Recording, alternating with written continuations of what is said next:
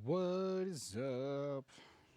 Going up live on the stream because I was just bored as fuck. I'm gonna sing these damn songs for everything. This whole stream's gonna be a musical. Just kidding. What is up to nobody joining me right now? But yeah, we're just rolling off here. We got our Sunday stream. I miss doing Sunday streams, so I'm just gonna kind of rock and roll with this here. Going live, I'm gonna talk some draft talk, just solo dolo. I've been doing a lot of draft prep. I've been doing a lot of private mock drafts, so I'm just gonna kind of kick it, just kick it freestyle here. I'm gonna pull up a mock draft here. I got PFF rolling over here, so we are on the mock draft app for PFF, and we're just gonna kind of go through a 3-round mock draft here. I use two websites for these. I use PFF and the Draft Network as well. PFF, I think, has a better drafting engine as far as like being able to force trades and everything, but you can do your own big boards and such on the Draft Network. So I kind of use a combination of the two when I draft. I'll actually pull them up and like simulate the picks for both just so I have my personal big board up. And then on top of it, a little bit better draft engine. So long explanation there. Get the sharing around here. Get some people rolling. Say what's up in the chat. We are giving away a card here today. I do have this Jersey Fusion Rob Gronkowski here, so we'll put that up right here. See how that's looking for us. So, ended up getting a Jersey Fusion box a couple months back. I got some absolute bangers out of this, and this would be one of them right here, the Rob Gronkowski Jersey Fusion. So we'll be giving that away at the end of the stream to whoever, tunes in, interacts, kind of hangs out with us here. So jump up on the Book of Faces, get a little bit of sharing going.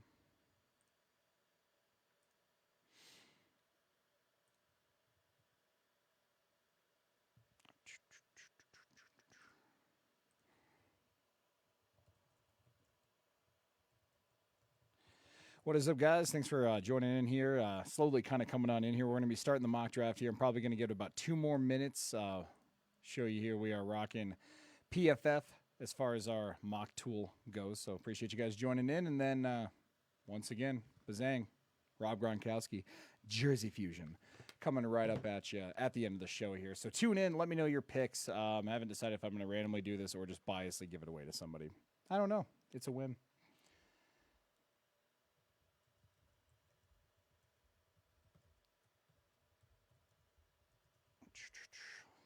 So who does everybody think is going with the first pick here? Obviously, I have my opinions. I think it's pretty solidified, but do you think someone like offensive tackle, like Evan Neal or Ike Ekwonu, still has a chance of going first? Personally, we'll give away my first pick here in just a skosh.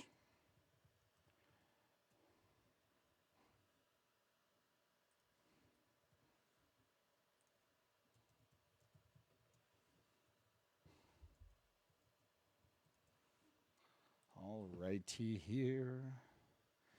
Making my way down fast, mocking past. I've done like 3,000 of these goddamn drafts. This season is so fucking crazy.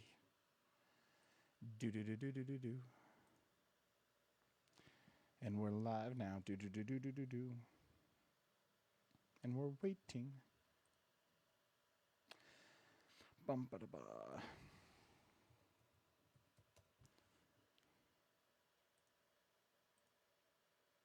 Sending a couple of messengers, and then we're just going to rock and roll it. I'm just going to shoot it from the hip by some of the boys around here. Alrighty, guys. Well, let's kick it on off here with the 2021, just kidding, 2022 NFL mock draft. We're going to start here with PFF. Obviously, as you see here, we're going to take control of all 32 teams, even the teams like the Raiders, Dolphins, and Rams, who don't pick until later in the 3rd round. We're going to do all 3 rounds here. Like I said, PFF, personally, one thing I like over the Draft Network is you can force trades in here. That way, if I think a trade's right, but, maybe there's a little bit of bias between, like, interdivisional trading. I know the Draft Network's bad about, like, if you try to have, like, a Rams-Seahawks trade, not going to happen because they're in the same division. But in PFF, you can force those on over and kind of do what you want. So we're going to start off here. I'm not going to start with any trades. I think our first round has already had a lot of trades going into it, and it seems like every single time we do a mock draft, I end up mocking and the day before a trade. Like literally, we went live with our team mock draft, and then the next day, the Eagles and the Saints decided, hey, we're just gonna do the most inconvenient little fucking shuffle. So, I mean, I guess this is what reporters have to deal with constantly. This is why you don't commit. Oh well. Let's see how the stream's going here. I'm gonna keep edging it just to the edge. But we got a couple of viewers here, so let's do it up. The first pick, once my computer wants to get this little thingamabobber away. In the 2022 NFL Draft, the Jacksonville Jaguars are going to select Aiden Hutchinson. I think Hutch is a lock to go number one at this point. A lot of the mock drafts, I mean, I think some people are trying to get cute here. They're trying to go up and down with saying, hey, maybe Evan Neal or Ike Ekwonu, from NC State and Alabama. Maybe those guys are going to go number one. I don't think so. I think Hutchinson kind of fills a need for them. After they franchise tag Cam Robinson and they kind of spent some money on the offensive line, getting Brandon Scherf from Washington in, I think they still need a right tackle, but with the number one pick, do you go with an edge defender or, an off not blindside tackle?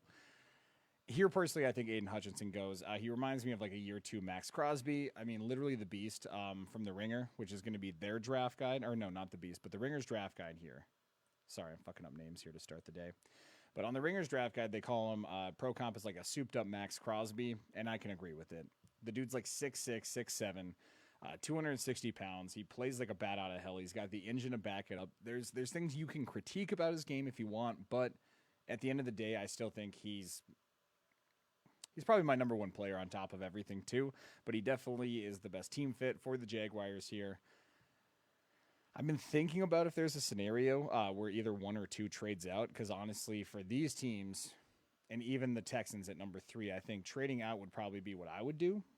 But in this draft class, you don't really have a Trevor Lawrence or somebody who they're going to trade, the entire farm. You're going to get 3, maybe 4 first-round picks for. I don't know. This offseason's been nanners. So you guys tell me, what do you guys think will happen with the number one pick here? Like I said, I've been pretty sold on Aiden Hutchinson. Kind of played around with a couple of tackle mocks early on, but after the franchise tagging like Cam Robinson, it just kind of seemed obvious that they were going to go with Hutch. So with the number 2 pick here, we're going to move on to to the Detroit Lions. And the Lions are one of the more interesting teams to draft for, period, I think, as far as mocking goes, because they need a quarterback. Jared Goff, obviously, is a big cap number. I know they're largely committed to Jared Goff and as far as like against the salary cap goes, but I mean, they're looking for quarterback. And I think Dan Campbell has this team. He's got the players playing to the best of their ability, but bro, they still have a lot of holes to fill. So a lot of people recently have honestly been going with Malik Willis. Now, if you go all the way down here on PFF, Malik Willis, I forget how far down he is. Yeah, he's the number 25th ranked prospect. They have an average draft position of 16.2. I think that's a little biased. PFF I like for like talent analysis coming right out of the gates, but as far as where a prospect's going to go, and as far as draft positioning, I think they're a little skewed. What do we do here? Is there anybody in the comment section here as far as what should we do? What should we do with this pick here? Do you take, Kayvon Thibodeau? Do you go and you get someone like a Kyle Hamilton here, maybe a Derek Stingley? I change this pick up almost every single time, but with my gut, honestly, I have to go with Thibodeau here. And here's the thing with Kayvon Thibodeau and why I'm drafting him here for the Lions. He's a long shot, but I think also at the end of the day, when you look at him versus Trayvon Walker and Aiden Hutchinson is probably the sure thing here. Trayvon Walker, I think, is probably the more comfortable pick between him and Thibodeau. I think you've seen him produce at Georgia. He's a great prospect. He tested, lights out at the combine. He's a good dude. Like Trayvon Walker has been rising up draft boards, and I don't think he's going to last much longer in this mock here. But when you're talking about Thibodeau, you're talking about a guy who last year was already slotted in as the way too early 2022 first-round pick. And we've talked about it. I think that got in his head.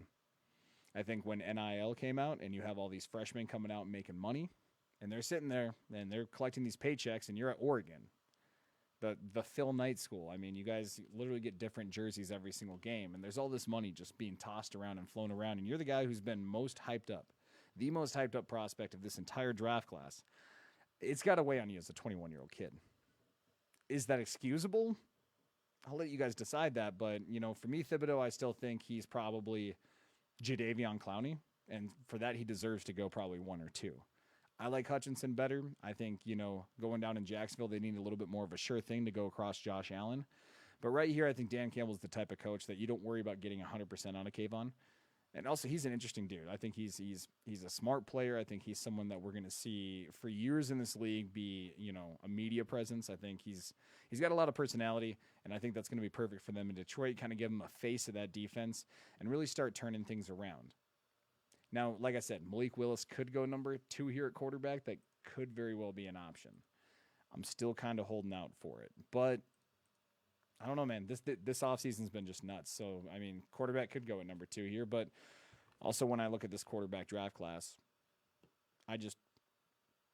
Malik's probably the best to me. I ranked him number 1 on my quarterback rankings. And he's not a Trevor Lawrence. He's not the type of guy that buoys up the rest of the draft class, makes them all look good. He's not Cam Newton getting guys drafted in the first round when they should be second-round picks. I think, Malik Willis, I think he's a first-rounder. I think he's bona fide to go top 10. But he's number 17 on my big board. All right. We'll get this moving on here a little bit. I'm just kind of rambling on picks. With number 3, with the Texans. Ladies and gentlemen, shock the world. 3 defensive ends going off first, right off the bat. Bang, bang, bang. We're going to go with Trayvon Walker. Now, PFF is shading Houston bad right now. They're talking about that Houston needs every single position, so fuck it. You might as well just throw it to the best available player. Now, is Trayvon Walker the best available player according to PFF's board? No, but I think edge rusher is at a premium. I think right now, as far as valued positions go, you have quarterback, you have offensive tackle and edge rusher. A premium wide receiver might get thrown into that group, and then, it kind of gets tiered lower from there. But offensive tackle, like the guy who attacks the quarterback and the guy who protects the quarterback, that's easily level 2 right now. And I think you got to go out and you got to get one of those guys. And here it's going to be Trayvon Walker for me. They pick again at 13. There's a good chance that Charles Cross or Trevor Penning's still going to be available at that pick. They're decent tackles, and I just don't see that much of a gap between Evan Neal and Ike Ekwonu, and then Charles Cross and Trevor Penning, and maybe a Bernard Raymond if you're a fan of him. As far as like that 1A versus like 1B tackles, I don't see these guys being that much of a difference to where 3 to 13 is going to make a big difference. I think you're satisfied with whatever 1B tackle you kind of get, here at 14, or maybe you go a different direction. But right here with Trayvon Walker rising up boards, he's not going to be there at 13. And there's chances that you might not even find like a Jermaine Johnson, and you're looking at like a George Karlaftis or taking David Ajabo after an Achilles injury. So I'm going to go high here. We're going to go 3 defensive ends. First time that 3 defensive players have been drafted in the top 3 picks since 1992. I don't believe it's ever been done with DNs or edge rushers. So let me know if that is different or not. But we're going to move on to New York, because they have 3 of the next 4 picks, and we're going to rock out the Jets, Giants, Panthers, and then back to the Giants again. But here, this one's a huge pivot pick, because the Jets, I've had them trading out of this spot. I've had them trading back. I've had them going crazy. I did a mock draft last night that I ended up not saving that had them selecting Drake London at 4. But I think right now we're going to kind of take a little bit of look at like team needs, because I think the Jets are a team. Obviously, you already addressed quarterback in Zach Wilson last year. You have Michael Carter, who's a decent running back. You're obviously not taking anybody that high here. Wide receiver, though, they've shown to make a lot of waves on. Jamison Crowder's gone. Denzel Mims, his rookie year, showed some production, but I think Elijah Moore is probably the guy you're looking at that roster right now and saying, well, he's the one we have the brightest kind of future looking at. As well on the defensive end, I don't know. They did bring in, what's his name? Or they lost Marcus May. I know they brought in a safety to back him up again, but Kyle Hamilton could be an option here.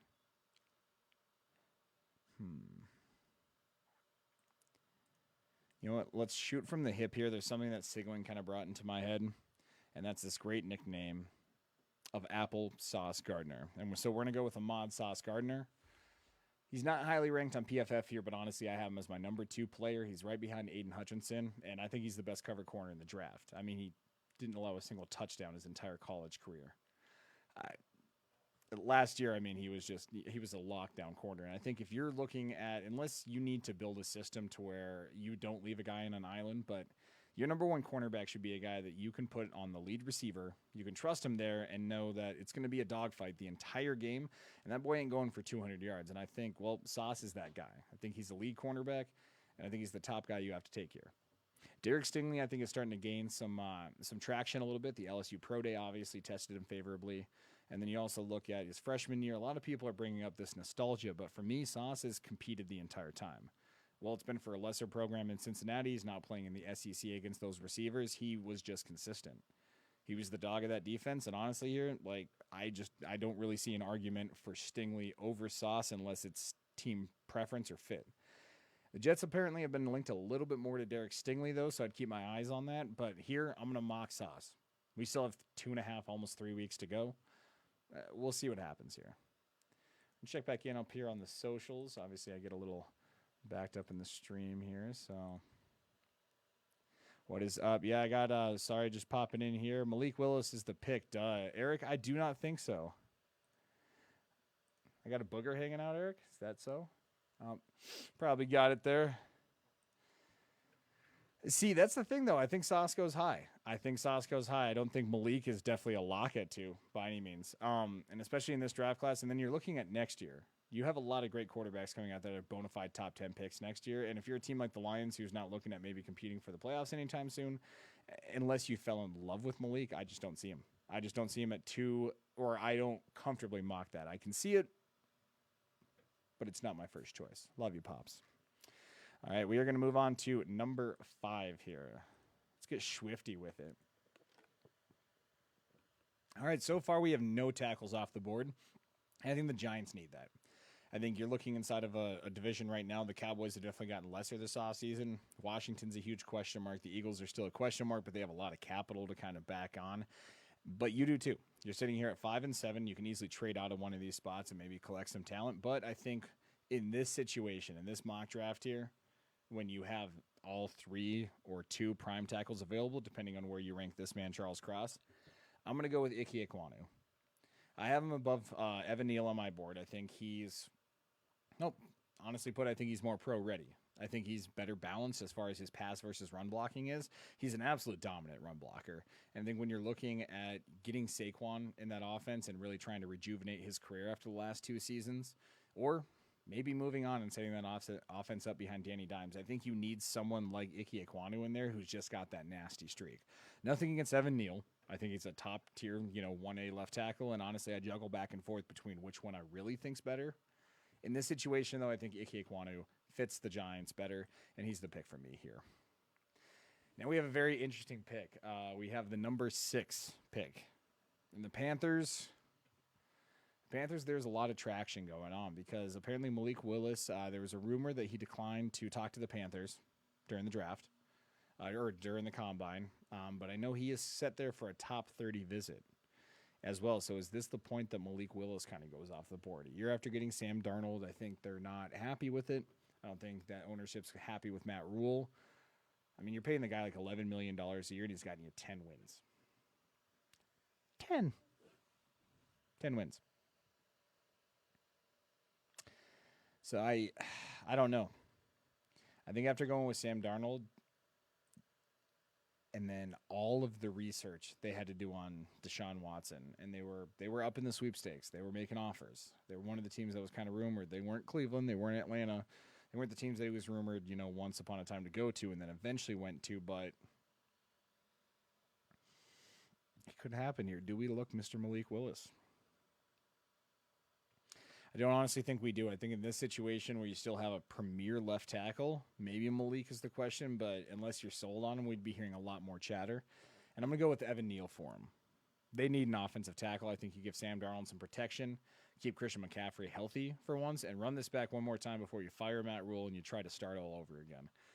Because I think at this point, that's where the Panthers are going into this year. And so I think you ride Darnold another year. Plus, also at the same time, the guy's just been beaten to shit his entire career. He looked really good the first, 4 or 5 games this year before he got injured. So if Darnold can stay healthy, develop some consistency, I think if that entire team can stay healthy, the Panthers aren't a horrible team. I mean, they were in the midst of, the NFC South race for a little bit there. They could run it back again this year, and we'll see what happens. They are not one of the worst teams. contrary to them picking at number 6. Because obviously that means, yeah, they're the 6th worst. That's just logic. Kyle Hamilton goes to the Panthers. In and out of service, brother.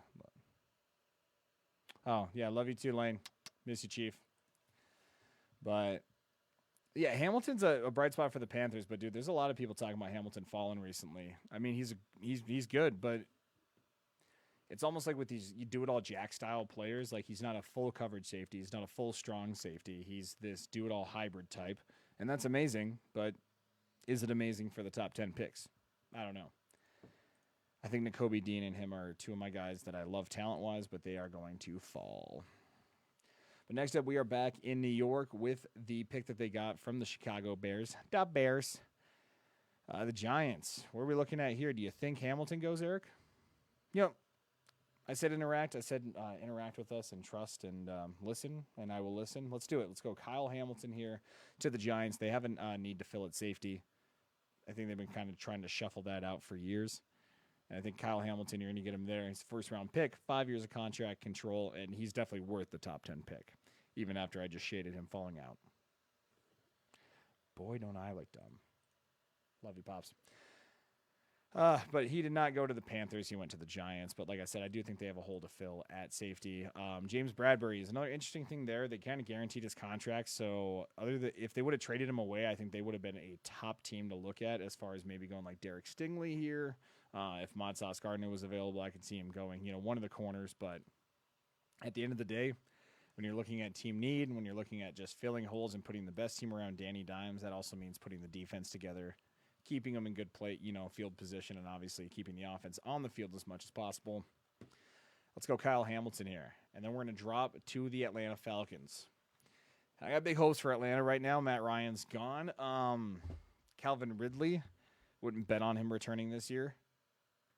But not all hope is lost. I think Cordero is a phenomenal just change of pace back in that backfield. I love what they did with him last year. I love that he's returning. I think with Marcus Mariota, you're now going out and you're getting, honestly, a guy who deserves a second chance. I loved having him in Vegas, but him in a backup role, there's only so much he could do. I think he did phenomenal when he filled in for Derek in that Chargers game last year, and we'll see what happens. But I don't think they go quarterback here. Even though they lost out on Deshaun, I think signing Marcus, trading away Matt, kind of that whole thing that at least puts a bridge for this year until you go into next year's class. And so right now where I'm kind of stuck between is they need to replace that receiver. They have Kyle Pitts, and I think he's going to be the number one target in this offense as far as that like tight end kind of wide receiver hybrid. But you still need a number one receiver at the end of the day. You cut Julio last offseason. Now you got Ridley, gone for the season, most likely. Beyond that, I don't think he ever plays a game in Atlanta again. So honestly, right now, my debate right now is between Drake London and Garrett Wilson. And with the offense, I'd kind of maybe prefer speed a little bit with Garrett Wilson, but there's been a lot more as far as reporting linking them to Drake London. And if you look at history, the big-bodied receivers, that's what Atlanta prefers. So we're going to go with Drake London here at the 8th pick. So there we go, knocking it off. We're going to kind of speed this up a little bit more.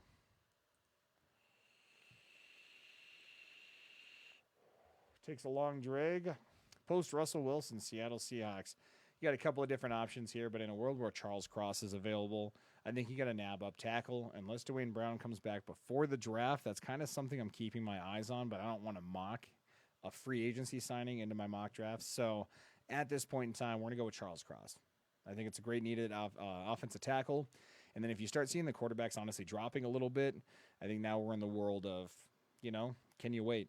Do you have similar grades on maybe Sam Howell as Malik Willis or Kenny Pickett, so on and so forth? Can you wait till round 2 to pick up your quarterback?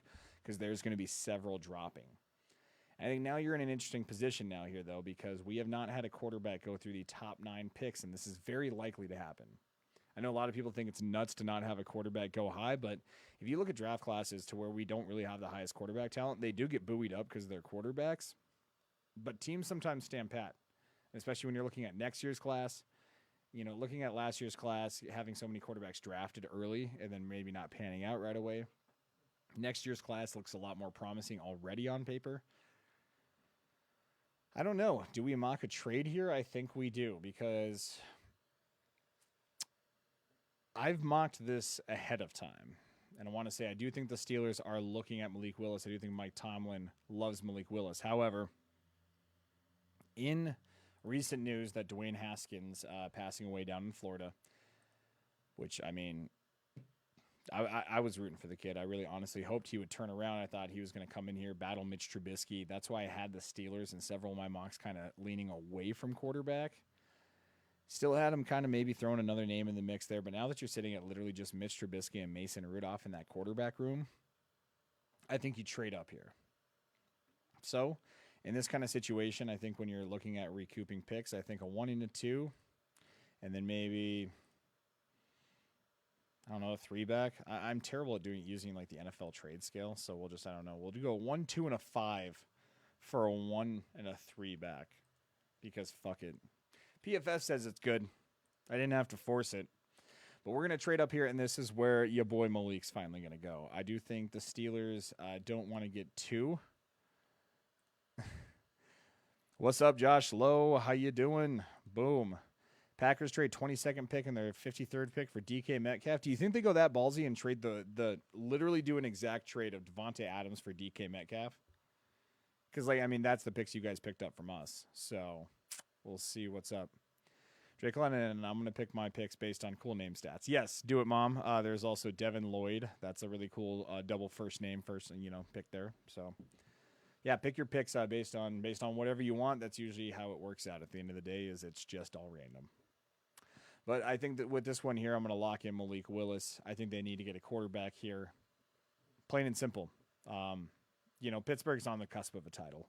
They have a great team around them. I think Ben Roethlisberger hurt them more than helped them last year. They still have some, capital to kind of go forward after this. Spend a little bit more in maybe late free agency, draft some more players. But, dude, the North's wide open right now. The Bengals are good. They're young, but I don't really have – I mean, none of those teams are like the bona fide number one in the AFC right now. So we could see anything happen. I think you have to roll the dice, invest right now, get Mike Tomlin, his boy, let him take him out for all the McDonald's cheeseburgers. And moving on to the Washington, come on, did you guys really change the name to the Commanders? Really? Really? Not a fan of the name, but moving on here with Washington. Washington's in an interesting position here. They have a couple of different ways to go. Obviously, PFF has them needing a quarterback, guard, center, linebacker. We're just going to kind of go look on the ringer here as we go deeper, because they need inside linebacker, defensive back, offensive tackle, and you got some talent around here. You do. You still have Derek Stingley available. You have Trent McDuffie available. I don't think there's a world where McDuffie goes above Stingley. I kind of have McDuffie a little bit above Stingley for a bit, but I agree with the 2-3 rankings here. Then you also have Devin Lloyd down here, and Devin's interesting. I've seen him go high here. I've seen him drop all the way down into the late 20s.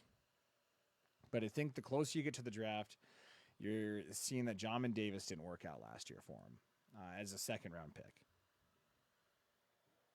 And they spent a lot of money last year with William Jackson III, Kendall Fuller. They had a handful of free agents that got hurt. So you have these guys coming back, and you're still going to be paying them. They're still going to be on the books, to where you just had a second-round linebacker that, just didn't kind of make the cut. So I think with this pick here, they could go wide receiver. You have a deep draft class, and after it kind of drops off after Devin Lloyd. We're going to rock Devin Lloyd at 11. I think it's a little bit of a reach, but in every single draft we see reaches. And I think this could be one of them. We see a team who like Washington, who needs an inside linebacker. This is about the highest I see him going, but still, it could happen. And if you say not, I'm just gonna transfer. Look at this offseason. It's been unpredictable.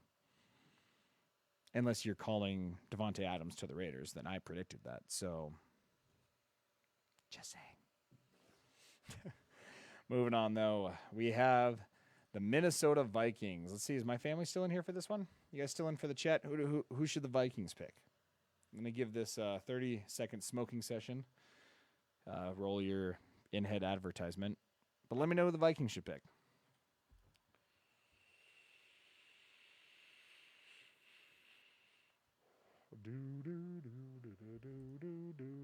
Who should the Vikings take off the board? Just kidding. It's Derek Stingley.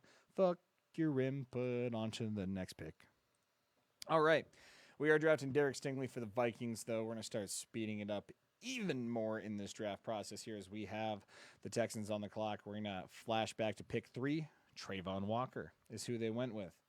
We have a caveat of talent for the team needing every single goddamn position. Charles Cross was available here. He's out. You could get Trevor Penning in at right tackle, but at 13 here, I still think you have a lot of great talent on the board. The real question, I think, all offseason has been Brandon Cooks. What are they going to do with him? They just signed him to an extension, so I think he's staying, or else wide receiver would have been a really popular go-ahead here. We're going to take a look at some analysis here, some analysis. And the Ringer's a little bit nicer than PFF is. They do have the draft needs at quarterback, offensive line, and defensive line. So here, I think the offense did all right last year. I think you got Hudar Agunabale. Is that how you say his last name? The dude who did really well in Jacksonville backing up last year. They have him coming in on free agency. They spent a little bit of money on some backs. In the offensive line, they still have Laramie Tunsil on the left side. I'm just not a believer of drafting a right tackle this high unless you have a left-handed quarterback, because blindside protectors, they have value. Off blindside tackles, for me, you just don't pick them this high, and I'm not going to. Especially Trevor Penning. You're going to reach on a right tackle? That just sounds like bad decision-making. Sounds like keeping Deshaun Watson out for a year instead of just trading him. I don't know. No opinion on the case, though. But I think there's a guy who's been rising here. We got big old Jordy Davis here. And I think with you taking an edge defender, dude, pair him up with his freaking teammate. All right? I know this is a little bit of a fantasy booking, but this realistically could happen. You have Jordan Davis, Trayvon Walker. They played really well off of each other in college, and Davis is an absolute space eater with the potential to be a dominant pass rusher. He didn't really show that kind of production in college, but hoping that, an NFL schedule, working with pro coaches kind of, levels out that game a little bit more. Thinking upside here, Jordan Davis at 13, honestly, would not be the worst pick for the team needing every position. So I can't go wrong here because I'm drafting for every position. As long as I don't draft the same position twice, I think we're good. Going to become the Sting. Just skip their pick. No one cares about the Vikings. Actually, my mother cares. Mom, I am not a first-round pick. My knees are shot to shit. I weigh 230 pounds, and I haven't played since high school. If I could get an undrafted contract right now, I'd break my whole body for it. Be like $30,000, 40, 50, like 100. I don't know. They make some money in even just training camp. Go in a stay by the day hotel. It'd be banging. All right, moving on to the other purple team here, the Ravens. God, having a team this high who was just this snake bitten last year, this is dangerous. But I think if McDuffie's here, I think after Marcus Peters tears his ACL last year, you still got Marlon Humphrey, but I mean, you're kind of looking for a guy to replace Anthony Averett. They also had another, like their fourth-string cornerback end up leaving in free agency too. So I think McDuffie makes sense here. He can play outside, but honestly, in a defense that needs a super slot, that's what Trent McDuffie is. You draft outside cornerbacks. I think that's why Sauce Gardner and Stingley are a little bit higher on my board, but McDuffie is, dude, he's banging in the slot. He's got more of that body, sitting about 5'11", kind of 195. He's a great tackler. He's aggressive. He reminds me a little bit of like a really quick Antoine Winfield. He's got the spirit of a linebacker. So I think when you add him inside that defense, you take Marcus Peters, Marlon Humphrey, which Humphrey can go anywhere on the field. I think you get a really, really versatile defense now to where all three of your top cornerbacks can kind of switch inside, outside, do what they have to do. And in a draft of deep corners or edge rusher, I can see either one going here. I mean, I've played around. I've also had David Ajabo pre-injury going here. Jermaine Johnson's been a really popular pick. So with Trent McDuffie here, though, you get a guy who's, number, I think, 11 or number 10 on my big board. Here at 14, if you can still grab an almost top 10 talent, you have to. And then we're going to move on to one of the 2 picks that the Eagles have now. Thank you guys for doing that little trade after we went live last Sunday. Didn't at all make me feel like we wasted our time. I really appreciate the thoughts and concerns there. You guys are dicks. Go throw more snowballs at Santa Claus. But honestly, the Eagles, they're sitting pretty right now. They got a quarterback. I do believe in Jalen Hurts, and if they don't believe in him, they're going to address that next offseason because he just brought you to the fucking playoffs. But you do have a couple of different needs here. As far as scrolling down here on the ringer here, I think edge rusher is probably one that they did address a little bit this offseason. Getting Hassan Reddick inside of there as far as like an outside linebacker, pass downs to end. So I don't think they're bad on the defensive line. I think they just had injuries, and I kind of stutter between did they do enough to address it, or are they going to jump back in and maybe try to get some help, here in the draft on the defensive line. That could be one option for him. But I think in this kind of draft class, you might have a little bit of talent available with that second pick to help you there. And they really need some offensive line help. They need some, defensive back help. So someone like an Andrew Booth Jr. could be a popular pick here. But you got to look at the next two teams, and is there anybody you want to kite out from them? And I think right here with the talent available at wide receiver and looking at the next two teams could possibly take a jump on wide receiver. I think you take Garrett Wilson here. I kind of go back and forth with him and Drake London as far as who my better prospect is. I think London, because of his size, I'd probably pick for my team first, but Garrett Wilson's a little bit more of an overall receiver. He's a deep threat. He's got crisp route running, and he's dynamic with the ball in the air. Like, I think he's going to be effective on slants as he is on goes. He's going to be someone you can run a bubble screen with. He can run every single route in the book. He's not quite as crisp and polished as Chris Olave, his teammate from Ohio State, but he is still higher up on the board than Olave. He's one spot below Drake London, but I think he falls down here, and the Eagles are going to swoop him up, get some more firepower in that offense. Because Jalen Reagor, obviously, he's not the answer at receiver, unfortunately. And now for the third time in 3 years, you're going to spend a number 1 first-round pick. But thank God you just have a lot of them. Packers pick Al Bundy. Al Bundy, huh? This isn't the fictional players draft, but we should look at doing another one of those. That was a lot of fun. All right, here now to the Saints with their little nifty maneuvering here. I think the Saints are honestly in win-now mode. Re-signing Jameis Winston, that's your quarterback now. I just don't think they go with a round 1 unless, Malik were to follow him here at 16. But they still have a lot of needs. They still need a wide receiver. You can still use a tackle after Teron Armstead left for the Dolphins. But what do you do? What do you do here? We go to the ringer in their draft guide because the Saints, they have wide receiver or tackle. And I think now with Garrett Wilson kind of being, kyped one step ahead of that there, you have your options here. And you have Michael Thomas coming back. He's a little bit more of a shifty receiver. But I think you get a guy who honestly reminds me a lot of him coming out of Ohio State. I'm going to go Chris Olave. Now, I do have Jameson Williams higher as far as talent, but I do think he gets drafted after Olave, maybe even Treylon Burks, just because of the injury he had in the college football playoffs. A lot of teams put stock into these underwear Olympics and, the combine, and obviously not being able to perform at those days, being limited on his pro day. I think that hurts him. Moving on here, though, in the division, we're going to skip the Chargers pick and just not draft. We'll let the clock run out. Fuck the Chargers. Just kidding to all of our Chargers fans and friends around here. But, no, with the Chargers pick, honestly here, we're going to go with Trevor Penning. Because this division got juiced up this offseason. They added Khalil Mack. We added Chandler Jones. Still think you got a lot of great pass rushers. Bradley Chubb's still in Denver. KC is still looking dangerous. You need an offensive tackle, and Trevor Penning's just going to slot in there. This draft class is deep, too. I think you can go wide receiver with your next pick. And doubling back now to the Eagles, kind of like I talked about before, I saw wide receiver getting picked ahead of them, so I think Garrett Wilson was their guy. But here's someone who's kind of rising up for me is Andrew Booth Jr. I think he played competitive ball at Clemson. He's not perfect on tape, but his upside is just kind of too good to look at. He's really kind of firmly supplanted himself as my number 4 cornerback. Because going into like this next little bit here where you got guys like Kyer Elam, Jalen Petre, who I've ranked as a safety. Dax Hill, who I have ranked as either a slot corner or safety as well. You have a couple of different of these guys that I think Booth, just as an outside man-to-man corner, he stocks up better with. Philadelphia, once again, traded this pick, so they don't have 3 first-rounders. They have 2, just like the Saints. So here's the interesting thing here.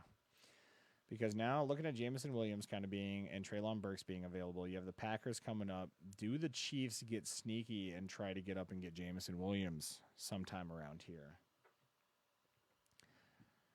So I think New Orleans, they have a plan going on with what they want to do here. They need a tackle, so I think they're going to take Bernard Raymond. PFF has this is a good pick. I think it's a little bit of a stretch. He's number 40 on my big board, but I think you need a tackle at this point. Maybe edge rusher could be used here, but I think they're planning on doing something with their picks, and this could switch up a little bit. But I think Raymond is starting to get a lot of traction in this kind of like 16 to 30 area. So, and then we have the Jets who moved back from 10 all the way down to number 20. And you're looking with the first pick, they got Ahmad Sauce Gardner here, and you still have a couple of like premier wide receivers available.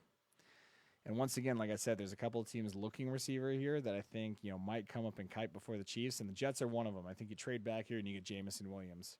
They were in for Tyreek Hill. Obviously, it was between them and Miami. Tyreek chose Miami, so go with the guy who a lot of people comp him to. I think Jameson Williams would have been the number 1 wide receiver had he not gotten hurt, but here we are in the modern universe. Oofed up. All right, 21 to the Inflatriots. Or Deflatriots. I don't know. What are they doing with the balls up in there in New England now? I think he addressed receiver with Devontae Parker. Edge defender could be one with George Karlaftis here. Linebacker with Devin Lloyd has always been a popular pick, but obviously we kind of reached for him here at 11. So in this mock draft, to where there's not really like a corner like an Andrew Booth and where Karlaftis is falling, I think Karlaftis, you put him right across there from Matthew Judon. You get an actual like guy who can kind of shift inside, shift outside. I think Bill Belichick's going to love his motor, his work ethic. He's going to be great. Where are you at, Eric? Are you alive? Eric, we're on the Packers pick.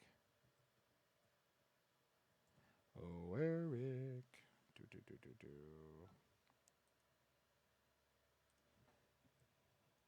Packers are on the clock. Where you at, Pops? Let's see what you got.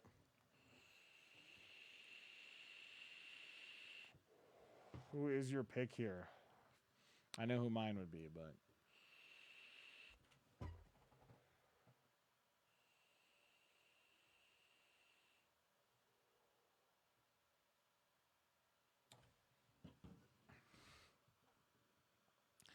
Boom, looka bonga, bang, bang, diggy, diggy, diggy, said the boogie, said don't drop the boogie. Oh, I lost one of my streamers. I lost one. Pops, is he in the bathroom? Quick, you're on the clock.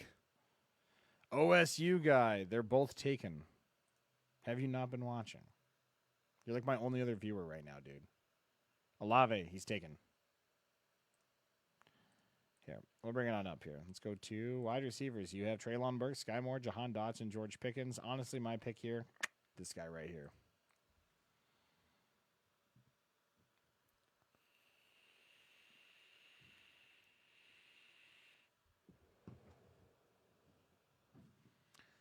But clearly, I think they're going receiver. I think Treylon Burks is the best available here. We're going wide out. Treylon Burks with the Devontae Adams, unless the predicted DK Metcalf trade does happen. But moving on up to the Cardinals. They have some needs. Chandler Jones is bye-bye birdie. So we're going to look up the ringer here and kind of see what they need. The quarterback, D-line, wide receiver. And PFF says cornerback, D-line, not wide receiver, but they could. They could use a big body across from A.J. Green after he didn't really perform last year. I don't even know if he's returning. But I think you still got DeAndre Hopkins. I think Rondale Moore in spurts showed what he can do. And with this draft being this deep, and you're still having a second-round pick, I don't really think they go that here, but I do think Devontae Wyatt's a great pick. I think you need to start getting some pressure after the quarterback. With Chandler Jones gone, they're going to need J.J. Watt more on the outside. So Wyatt's just going to slot right in there on the inside, just like he did on that Georgia defensive line, and wreak some freaking havoc. Moving on to the Dallas Cowboys pick. Yeah, this one's interesting. I kind of go back and forth. I think Linderbaum would be one. But here in this situation, Randy Gregory's gone, and Jermaine Johnson is falling in this draft here. We're going to pick Jermaine Johnson. He's someone who could go, honestly, in the top 10 for me. If edge rushers start going early, I'm kind of shocked I didn't take him. But, Karlaftis, I think, is more of a New England guy up here. And we don't have any other edge rushers. Defensive interior, like your last one was taken at number 3 before Karlaftis. So let's get Johnson off the board. Bills coming up next. The Bills Mafia.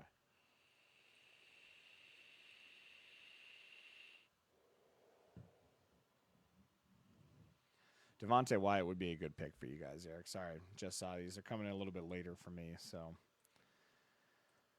Because obviously, streaming and you guys are seeing me later than I am live. All right, moving on to the next pick here. We have the Buffalo Bills. A lot of traction, kind of maybe them going Breece Hall here with this pick. I think Breece or a running back would be a fantastic pick. However, they need some defensive help because they allowed a touchdown or a field goal in 13 fucking seconds. Nobody is satisfied when something happens in 13 seconds, ladies and gentlemen. So, here, we're going to go ahead and get Kaiir Elam off the board. I love Elam. He's got a pro pedigree. He can play corner, safety. I think he can do everything for this defense, and that's kind of where they're going to need him. Maybe a little bit of slot, maybe some safety work next to Micah Hyde. Just get her done. All right, bud? Just get her done. Moving on to the Titans here. I think wide receiver, they have the top need, but Robert Woods is coming back from that injury. They only spent a fifth-rounder to get him, but he's Robert Woods. He's proven that he can produce before. Obviously, an ACL is no joke to come back from, but he'll be ready. And I think with releasing Julio Jones, I think you're confident in the receiving core or maybe taking a receiver later in this draft class. But right now, they need a little bit of help on the inside line. They lost Roger Saffold. They could use a center here, and honestly, with Linderbaum available, I got him like number 8 on my big board. So we're going to take Linderbaum here for the Titans.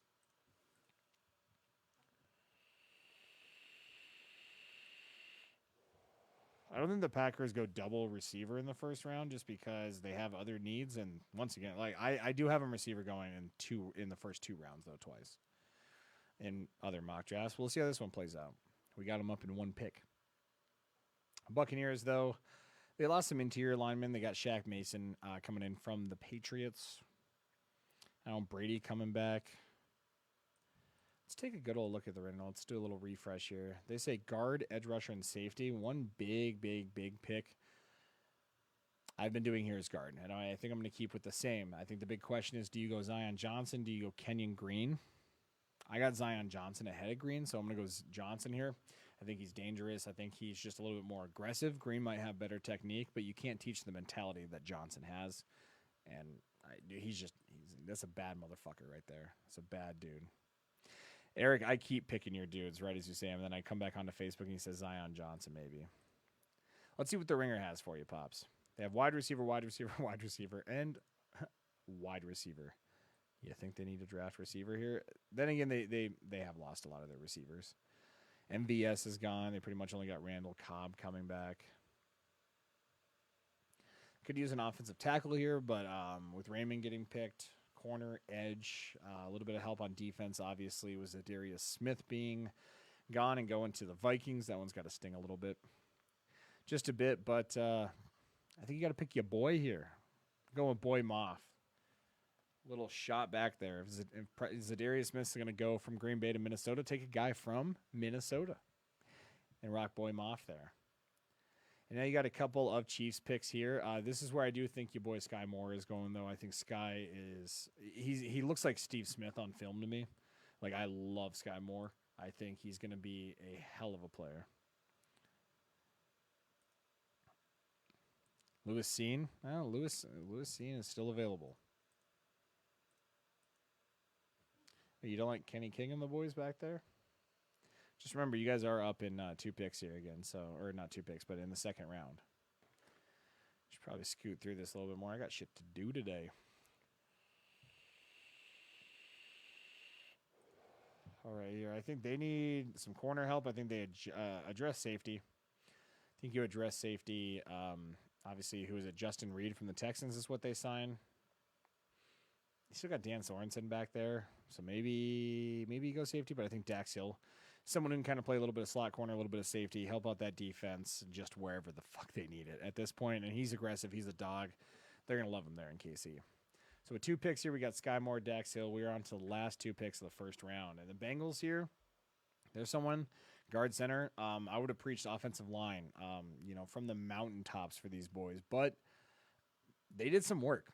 They went out. They got the free agents. They still have young guys like Jonah Williams. They got Riley Reef coming back.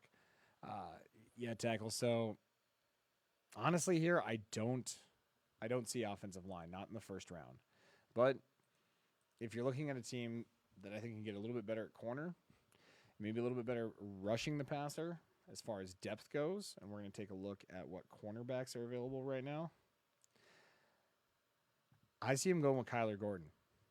Controversial here. Kyler has anywhere from a mid one to a third round grade on him, but I do think Kyler is going to be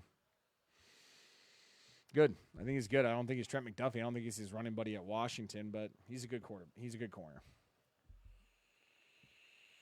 Last pick of the first round here, boys. Where are we going? Because we still got some quarterbacks on the board. And Detroit needs a quarterback, and it worked out perfectly. It fell right in their lap. So to end night one and freak everybody out, I think they're going to go with Kenny Pickett. It's not a guy that they've been ranked to at number 2 and taking him that high, but I mean, if you're here at number 32 and Kenny Pickett's available, pounce on that right away. Now we're going to flip it over to the second round. That's taking forever. Who's winning this sweet card? You know what? Yeah, let's do it. After the first round here, we've only really had one interaction. Eric, it's you. So I'll run this out to you. Congratulations. Love you, buddy. We're going biased here. But with our one viewer, we have Eric popping in with this Rob Gronkowski card. And actually, I think that's where we're going to cut it. Yeah, we got the second round up here. Might finish this up myself and just kind of, post it up later. But we got the first round here. Nice little fun stream. I was just bored. Popped on in and did some picks. So we'll post it up later. Let me know what you guys think. Yeah. But for Fishing Elephant Media and Hero Ball, to you. So long, farewell, Avida, and good mocking, goodbye.